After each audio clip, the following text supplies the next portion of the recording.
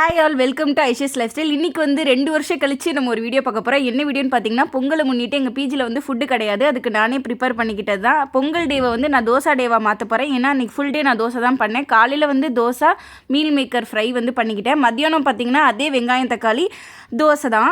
அது கூட வந்து காலிஃப்ளவர் ஃப்ரை பண்ணிக்கிட்டேன். நமக்கு தெரிஞ்சது 3 பொடி தான். ஒன்றும் இல்லை, மஞ்சப்பொடி, மிளகாப்பொடி, கரம் மசாலா. இந்த 3 பொடியை வச்சு நான் 3 நாள் வந்து ஓட்டிட்டேன். ஸோ ஃபஸ்ட்டு டே வந்து பார்த்திங்கன்னா தோசை டேவாக தான் போச்சு. ஒரு பேட்டர் வாங்கியிருந்தேன். காலையில் தோசை, மத்தியானமும் தோசை சாப்பிட்டுட்டேன். நைட்டுக்கும் திரும்ப தோசையா அப்படின்னு லேசாக போர் அடிக்கிற மாதிரி இருந்தது. ஆனால் நம்ம தான் தோசை சாப்பிட்ற பரம்பரையாச்சு, எப்படி சொல்லலாம்னு சொல்லி மத்தியானமே பச்சை பயிரை சுடுதண்ணில் ஊற வச்சிருந்தேன். அதை அரைச்சி எடுத்து வச்சுக்கிட்டேன். அது கூட பேலன்ஸ் இந்த மாவு பேட்டரை வந்து ஊற்றி கிண்டி தனியாக வச்சுக்கிட்டேன். அதுக்கப்புறம் வந்து சைடிஷ்க்கு வந்து பீன்ஸ் ஃப்ரை பண்ணிக்கலாம் அப்படின்னு நினச்சி நம்ம எப்பயும் பண்ணக்கூடிய சேம் ப்ரொசீஜர் வந்து நம்ம பண்ணியாச்சு. அது ஒரு பக்கம் வதங்கிட்டு இருக்கும்போது நான் பாவமாக பண்ணிகிட்டு இருக்கிறத பார்த்து ஒரு அக்கா ரோட்டி வேணுமான்னு கேட்டாங்க. அதையும் வாங்கி வச்சுட்டேன் சைடில்.